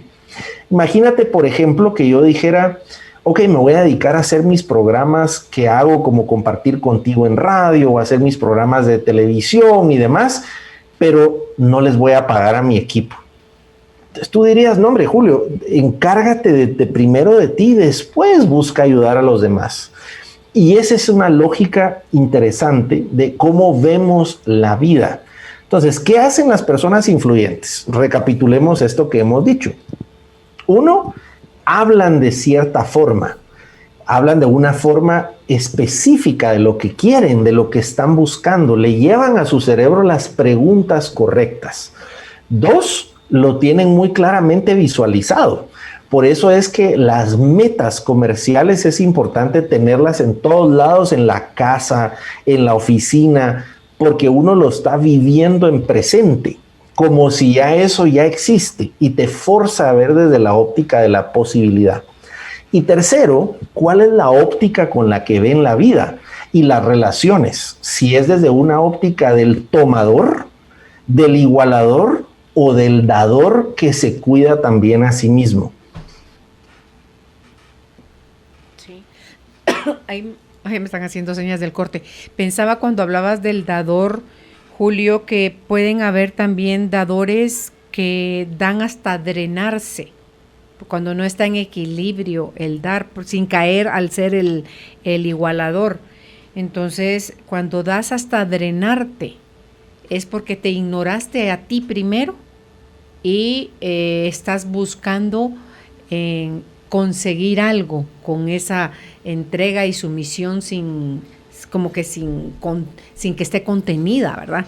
Entonces, hay muchas cosas, tú nos las has ido enumerando una a una, que ahora dice uno, ¿con qué razón? Pues, o sea, sí, ahora veo por qué hay gente que le va de maravilla vendiendo. Yo pienso, los vendedores de bienes raíces, que ahorita creo yo que hay más oferta que demanda, pero logran hacer muy buen ingreso, porque dan creo un 5% de comisión, creo que es lo que ganan. Entonces, pero aquí quiero, al regresar, que ya me hicieron señas que me tengo que ir a la pausa, hacerte unas preguntas que están planteando quienes nos están sintonizando, Julio, y recordarles también a quienes nos sintonizan que hay contenido, es la charla de Julio Zelaya, cómo ser influyente. Se lo pueden pedir a Judith con la palabra contenido al 5511-9890 o descargar directamente en el Facebook de Carolina, la mujer de hoy, y también está en el Facebook de Globo 989. Dudas, comentarios, bienvenidos a esos mismos espacios. La charla de hoy con Julio Zelaya es la ciencia de la influencia, el método de los mejores vendedores. Ya volvemos. Después de tomarte un respiro, viene la calma. Ya regresa Carolina, la mujer de hoy, por Globo 989. Carolina es la mujer de hoy. Ya de vuelta con nuestro invitado, el licenciado Julio Zelaya. El tema de hoy es la ciencia de la influencia, el método de los mejores vendedores. Y antes de plantearte las preguntas, Julio, ¿cuál es la mejor forma para el que vende de resolver las objeciones? Y no ponerse uno cargoso también y como muy pushy, ¿verdad? Así de terco. Yo te diría que primero no tomárselo personal. Las personas no tienen una objeción por simplemente tenerla. Mi primera recomendación sería entender antes de reaccionar. Entonces, si te dicen, muy bien, esto está muy caro, cuénteme por qué. ¿Cuál sería un precio favorable para usted? Cuénteme en qué variables. Entonces, entender antes de reaccionar. Lo segundo, conocer cuáles son lo que puedo ofrecer. Porque supongamos que una persona dice, me parece muy caro, no necesariamente te está diciendo que no puede pagarlo, sino que a lo mejor no puede pagarlo todo ahora. Y tú podrías ofrecerle pagos. ¿Qué tal si difiero el pago para otro momento? Entonces puede ser el mismo precio, pero diferido. Pero para eso implicó, paso número 1, conocer antes de reaccionar. Y lo segundo, conocer mis propias opciones para poder llevar al paso número 3, que es ofrecer una solución. Entonces, las objeciones se manejan de esa forma. No tomártelo personal, entender, buscar alternativas y ofrecer una solución. Ok. Sí, y obviamente tienes que ser respetuoso, ¿verdad?, con el cliente, porque hay clientes que son tajantes y hay clientes que lo que están buscando es como que ruégueme otro poquito, ¿verdad? Porque de personalidades hay personalidades. Entonces, si ya ofreciste soluciones, igual te dicen que no, pues agarra tus cositas y levántate, pero igual quédate a la orden, ¿verdad? Yo me recuerdo una vez hace muchos años, Dios santo, qué manera, hace un rato que dijiste lo de los contratos funerarios. Ay, Dios santo, tuve un vendedor al que le compré, obviamente, pero fue tal su perseverancia. Un contrato funerario. Ay, no, mire, ahorita le inventaba yo cualquier excusa porque no estaba yo como en el mood de comprar un contrato funerario hace muchos años. Hasta que le dije, va, está bueno, pues al fin se le hizo y cerró el negocio conmigo, ¿eh? Pero, ay, Dios santo, digo yo, ¿cómo pueden? ¿Cómo pueden? ¡Qué persistencia, Julio! Para mí, esa es la parte positiva de la terquedad.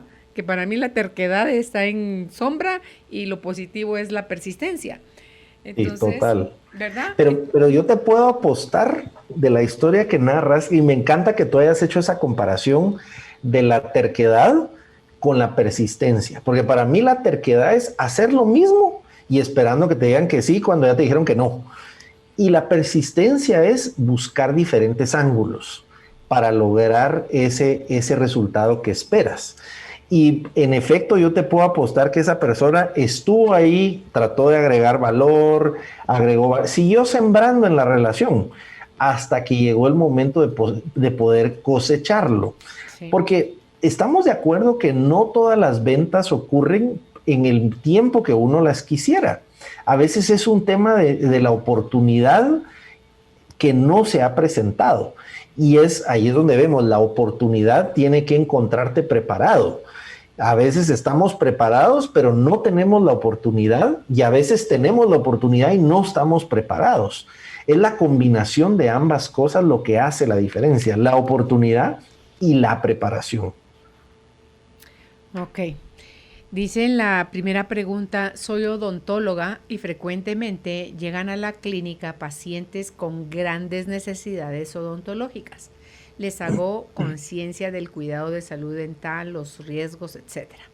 Explico, hago plan de opciones que se adapte a cada persona y de pagos, pero muchas veces me topo con que las personas no pueden o no quieren invertir en su salud, pero la salud dental no puede ser barata por diversas razones, entre ellas insumos, costos operativos, equipo, todo si es de buena calidad no es barato. Y las personas no quieren o no pueden pagarla.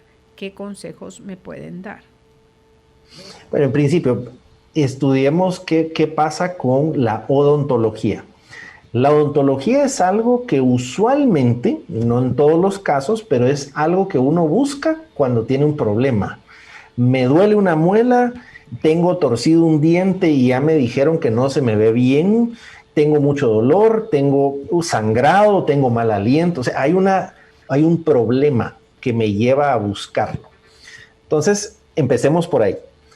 Cuando la persona llega porque tiene un problema que tiene que resolver, lo que necesita es resolver ese problema.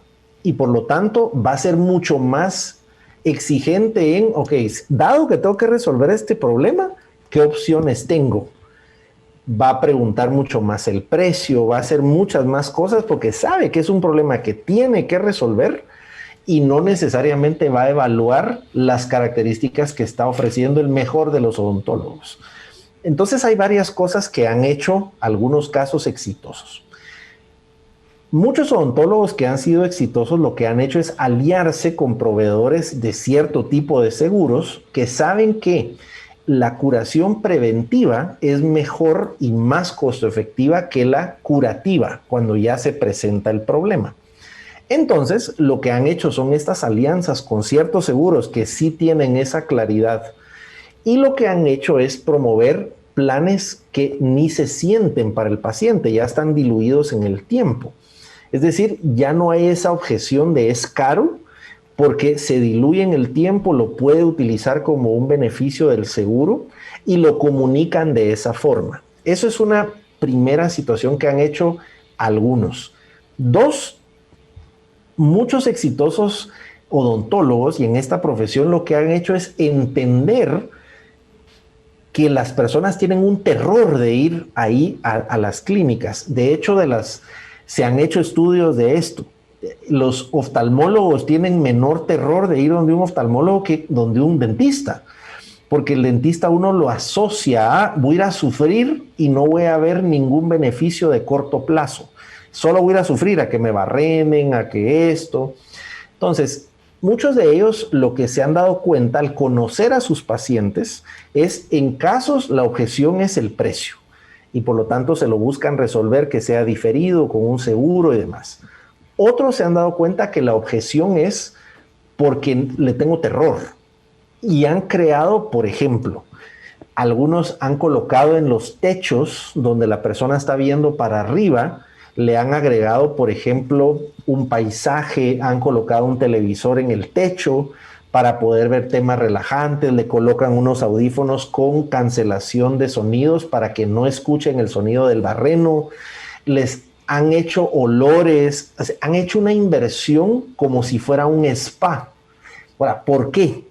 Y estas son inversiones que no son tan caras, pero hacen que de entrada yo no lo asocie a eso que le tengo terror, porque a lo que le tengo terror yo no quiero comprar y le han disminuido ese tema. Tercer tema.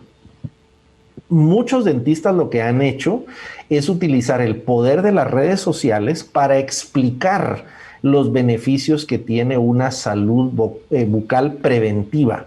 ¿Por qué? Porque sabemos que lo que es ya de emergencia, muy difícil que la persona lo quiera pagar bien, que vaya a ir a cualquiera, ya su proceso ya está viciado.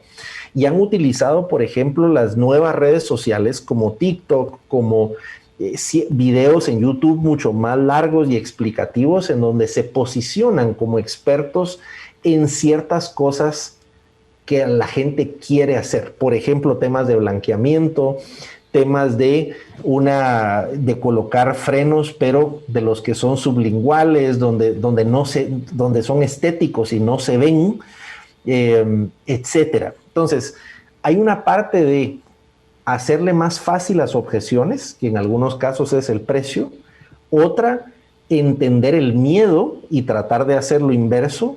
Y 3, posicionarme como el referente. Porque, ¿qué pasa? Si yo pienso quién es el mejor dentista en Guatemala, probablemente ese nombre no nos venga fácilmente. Pero si yo digo quién es el mejor cirujano plástico de Guatemala, probablemente ese nombre sí lo recordemos primero. Hay más trabajo en la construcción de la marca de un cirujano plástico que de odontólogos. Y esa es una oportunidad genial de construir una marca que resuelva todo eso que sabemos. Pero si nos damos cuenta en este ejemplo, gracias por la pregunta, ¿cuál es el método que estoy siguiendo? Tratar de entender cuál es la objeción real. Y estoy aventurándome a decir varias. Si yo fuera a trabajar con esta persona que hace la pregunta, le diría, quiero conocer quiénes son tus pacientes, en dónde está tu clínica, quiénes estás atendiendo, quiénes llegan, para entender antes de diseñar la estrategia comercial. Y este es el consejo que le daría a todas las personas. Entiende bien quién es tu clientela, porque tiene que haber una coherencia entre tu estrategia comercial, en dónde estás, cuánto estás cobrando, cómo te presentas, cómo es tu marca, para que la gente pueda entender fácilmente cuál es tu propuesta de valor. Julio, ¿ahí cuánto afecta si yo ya entro con la mentalidad de mi negocio no es barato, el servicio que presto no es barato, porque ella misma lo mencionaba ahí, porque el equipo, por los costos operativos, porque los insumos son de precio alto, etcétera? Eso no me ayuda. Ay, Dios mío, yo tengo un negocio donde tengo que cobrar caro porque obviamente mantener esto es caro, entonces eso ya de por sí ya me aleja a la gente, y entonces estoy atrayendo a mi clínica gente que no puede pagar, por un lado. Y por otro, pensaba yo, ¿qué pasa? Yo le tengo que hacer a usted un trabajo que le costaría 20,000 quetzales, pero ¿por qué no empezamos por atendamos esta carie o veamos esto otro? No le meto el paquete de 20,000 y salgo corriendo, pues, o sea, entonces como que empecemos o sea, no ahuyente a la clientela dándole todo el presupuesto de 80,000 quetzales o de lo que sea, porque los tratamientos odontológicos son de verdad carísimos. Una corona, sí, mira lo que vale, y todo eso, un implante o, bueno, todas las cosas y el tema es cómo se presenta. Uh-huh. Cómo se presenta la misma cosa. Y alguien me contaba un chiste que decía, mira, no es lo mismo que yo te diga algo lo vas a pagar al contado que lo vas a pagar en cuotas. Y las cuotas probablemente son mucho más caras, pero él hacía el chiste cuando sumaba lo que costaba, decía, pero cuesta mucho más que haberlo pagado al contado. El tema es cómo presento la información.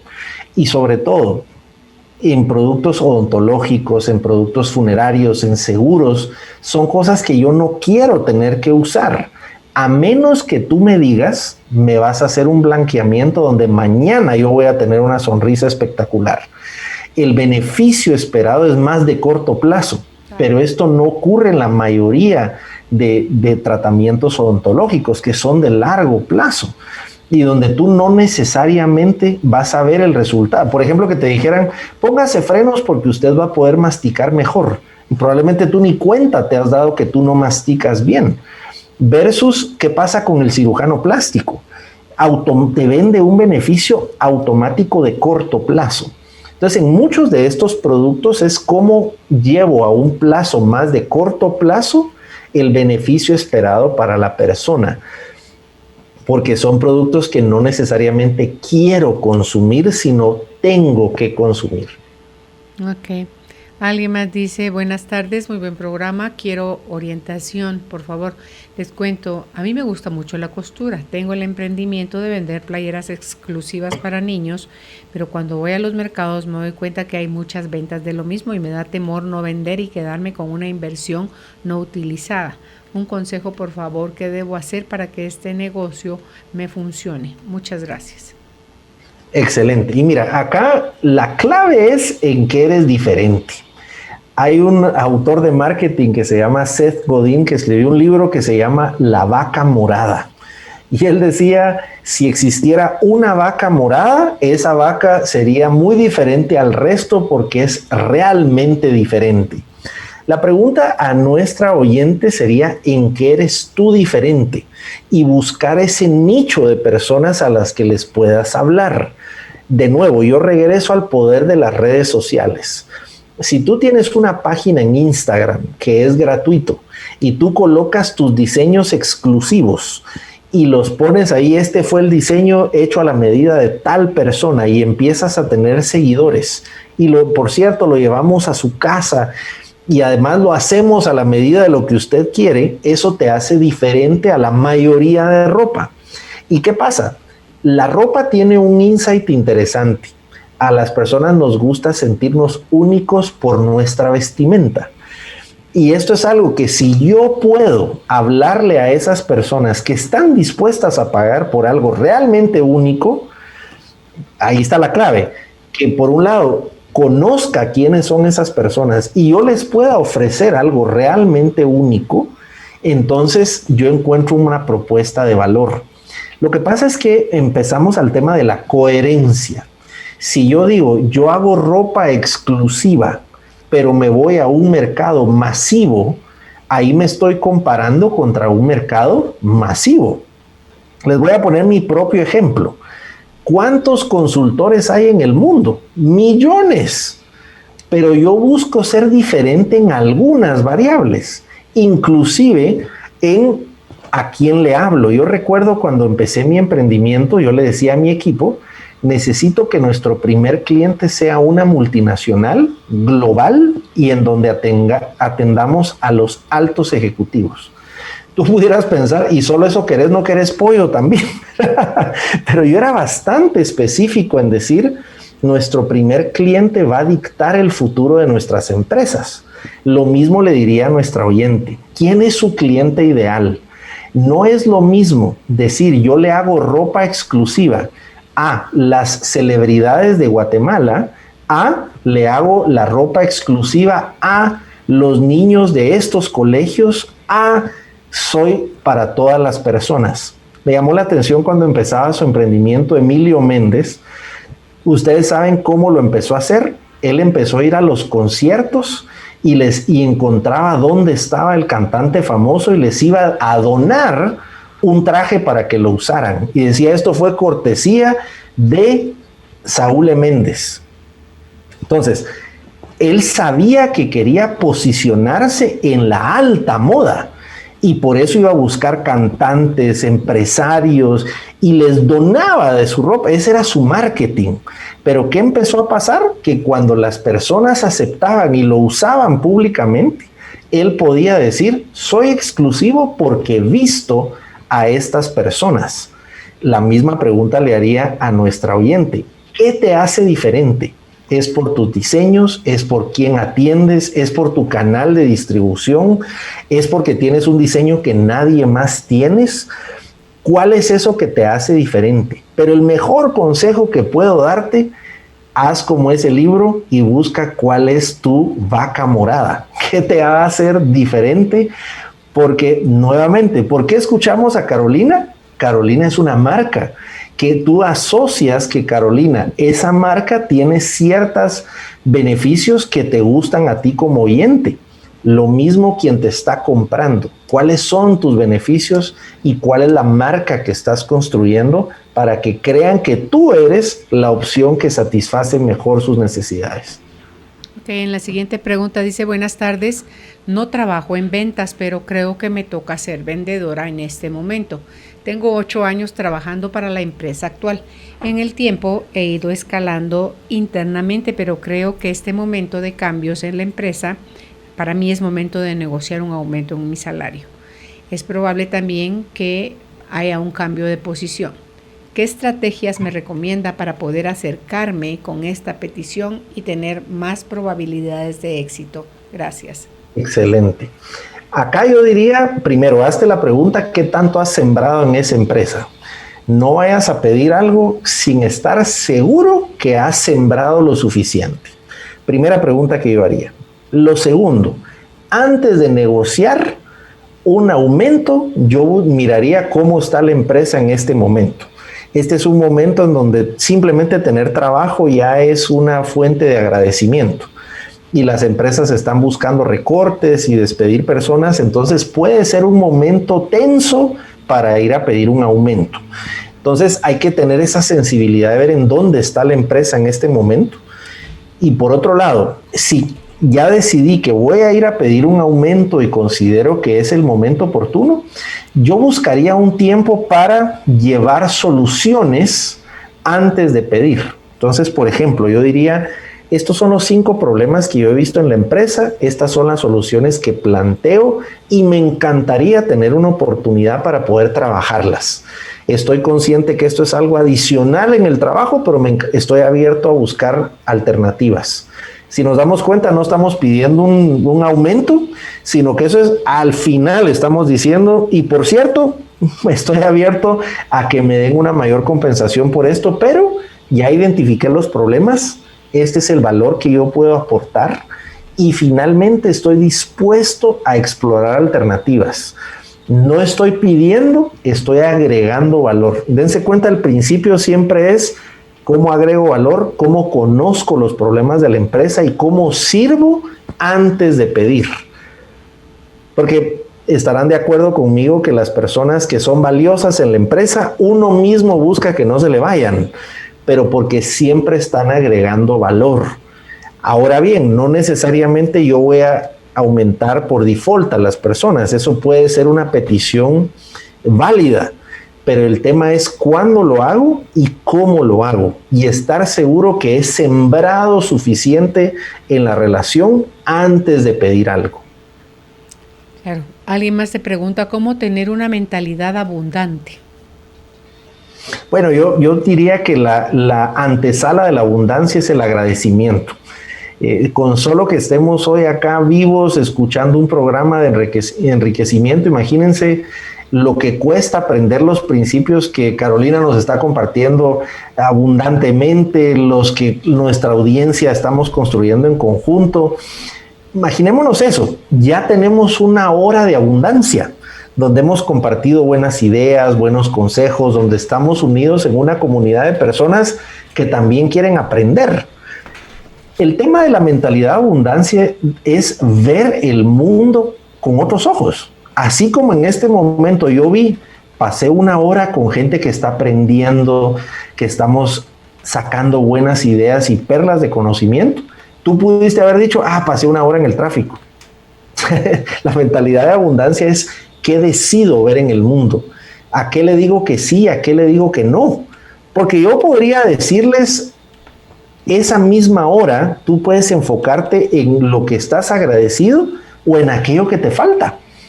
Entonces, para mí el agradecimiento es entrenarnos para ver esas cosas por las cuales estamos agradecidos. Ok. Aquí hay una pregunta que le estaba comentando yo a Judith. ¿Cuál será la pregunta acá? Porque no la he entendido, se quedó como abierta. Dice, soy líder, tengo a una persona trabajando, pero la siento que es interesada, la veo indiferente y ya no se interesa en nada. ¿Qué haces con alguien así? Le agregaría yo porque se quedó como incompleto el mensaje. Una persona que está indiferente, que está es indiferente, desanimada. interesada y desinteresada. Bueno, en principio reconocer que estamos en un tiempo profundamente retador. Eso sería lo primero. Creo que estamos en un momento en donde sí tenemos que ser más misericordiosos con nosotros mismos. Como humanos estamos teniendo un momento de mucha carga, de mucha presión. Este es un tiempo de los más difíciles de la humanidad. Y no hay peor cosa que uno le puede decir a una persona, como aquel meme, ¿verdad? No te sientas mal y mágicamente me sentí bien. No. Hay que reconocer si la persona está pasando por un momento, lo mismo que decíamos, preocúpate de la persona y decirle, ¿qué te preocupa? Y acá me voy a ir a un autor a dos autores, por cierto, Martin Seligman, que es considerado el psicólogo padre de la psicología positiva. Él le hacía una pregunta a las personas que estaban deprimidas.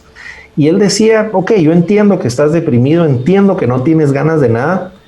¿Qué pasaría si no te sintieras así? ¿Qué harías? Y eso les forzaba a decir, pues saldría a bailar. Ok, ¿por qué no vamos a bailar? Pero es que estoy deprimido. No, pero vamos a bailar. Y les forzaba a pensar en qué pasa si eso se quita de tu vida. Y lo segundo, Viktor Frankl, que fue el padre de la logoterapia, escribió un libro fantástico que en esta época es más relevante que nunca. Y es El hombre en busca del sentido. ¿Y qué pasa con las personas que tienen un propósito por el cual vivir? Viktor Frankl se hacía la pregunta por qué las personas, algunas se mueren y otras viven en medio de la misma situación de un campo de concentración. Y la diferencia la hacía un propósito. Y las personas que en este momento se sienten más desanimadas, puede ser que estén viendo más de corto plazo las cosas y no un propósito de más largo plazo. Y es la oportunidad de también invitarles a pensar, ok, ¿qué pasaría si esta situación ya terminó? ¿Qué harías diferente? Y tratar de avanzar un poco y tener un propósito de más largo plazo. Cualquiera de los dos casos, nuevamente, es reconocer que estamos en una situación compleja, que todos estamos cansados, estamos hartos de muchas cosas, de tanta mala noticia, y es donde tenemos que entrenarnos a ver lo positivo, a forzarnos a llenarnos de buenas noticias, porque es un hecho que todo lo que podemos ver en los medios, en las cosas, la propensión es a la mala noticia. Y podemos desanimarnos y sentir que nada tiene sentido. Entonces, algunos consejos ahí, porque es una situación que habrá que profundizar más qué estará pasando con esta persona, pero la misma premisa aplica. Conocer antes de concluir. Sí, porque agregó ahí Judith que cómo saber entre tus pros y tus contras de cómo quedarte con esa persona o despedirla. ¿Cómo hacer un buen balance, Julio? Yo creo que todas las personas merecemos una segunda oportunidad, pero tenemos que entender esta persona, por eso la pregunta es compleja. No sé si es una persona que siempre ha estado así, si es ahora que se siente así y ha dado excelentes resultados, si es una persona que está pasando por un momento particular en su vida y ahora está dando esos resultados. No podemos juzgar la situación, porque puede ser que esa persona sea un vendedor extraordinario, pero que en este momento tiene temor por la vida de algún familiar, por ejemplo. Tú no puedes esperar los mismos resultados de una persona que situacionalmente está teniendo un impacto. Por otro lado, puede ser que una persona siempre detestó el trabajo y simplemente ahora te diste cuenta. Porque ahora en situaciones de crisis nos damos cuenta de cosas que a lo mejor no son tan evidentes en nuestro negocio. Y tal vez ahora te diste cuenta de un problema que tenías 20 años teniendo. Eso puede ser. Pero hay una frase que resume este tiempo y es que a mayor presión, menor tolerancia. Estamos en un momento de mayor presión y hay menor tolerancia entre nuestra familia. Nosotros lo vemos, hay más divorcios, hay más despidos, porque hay mayor presión y menor tolerancia. Pero nuevamente, ¿qué haríamos en esta situación? Conocer más, preguntar más, hacerme la pregunta, ¿cuándo esta persona dio buenos resultados? ¿Qué hizo diferente en el pasado versus ahora? Conocer antes de concluir. Ok. ¿Alguien con La última pregunta que dice, buenas tardes, yo tengo un espacio donde se dan masajes relajantes, Reiki y también se dan florales de Bach. Pongo ofertas y todo lo que se me ocurra, pero no llega la clientela y con todos los detalles y protocolos de sanitización, el cliente no llega. Gracias por su atención. Bueno, probablemente, y esto se los puedo decir porque he estudiado varias personas que están en el negocio del turismo y en general de este tipo de servicios, es que los clientes no saben que estás ofreciendo los servicios. Eso es uno. A lo mejor no se ha comunicado que ya abriste, que ya tienes todos estos protocolos. En muchos casos los clientes se quedaron en marzo y se quedaron en esto está cerrado y ya no volvieron a abrir. Dos, muchos clientes no saben cuáles son tus nuevos protocolos. Y tres, la pregunta que yo haría es cómo te acercas tú a tus clientes y decir, bueno, cuéntame por qué no estás viniendo y hacer esas preguntas, indagar por qué no estamos viniendo. ¿Será por un tema de desconocimiento? ¿Será porque no saben nuestros horarios? Y empezar a hablarles de nuevo. En muchos casos los clientes lo que perdieron fue el contacto con su proveedor de servicio. Muchas personas no cambiaron incluso su teléfono y tú llamabas y nadie contestaba. Nadie les contestó por meses. Y ahora que ya reabriste, ¿qué pensó el cliente? Que ya no existes. No asumas que el cliente ya sabe que tú estás abierto. No asumas que el cliente sabe tus protocolos de seguridad y de sanidad. Y no asumas que el cliente simplemente no quiere comprarte. A lo mejor no sabe que estás haciendo tus productos con normalidad, tus servicios con normalidad. Y finalmente te diría que sí estamos en una época en donde tú puedes empacar las cosas de una forma diferente. Puedo decirte, este fin de semana estuve en un lugar, en un spa justamente llamado Cahuilal, me dieron un masaje y yo sentí como que tenía años de necesitarlo, pero la forma es, no me había dado cuenta lo estresado que estaba, no me había dado cuenta lo que necesitaba ese servicio, y es cómo tú empacas eso, cómo reconocer, llevamos tantos meses de acumular estrés, aquí está la solución, lo que nosotros ofrecemos, este es el horario y estos son los protocolos. O sea, como vencer esas objeciones que puede tener la persona. Decir, no, a lo mejor no están abiertos, ok, ahí está vencida la objeción. A lo mejor no tienen los protocolos de higiene, ok, ahí está la objeción, te explico. Y finalmente, puede ser que no me di cuenta que tengo el problema. Y es hablarle reconocemos que esto es lo que hemos estado pasando, esto es lo que te recomendamos hacer.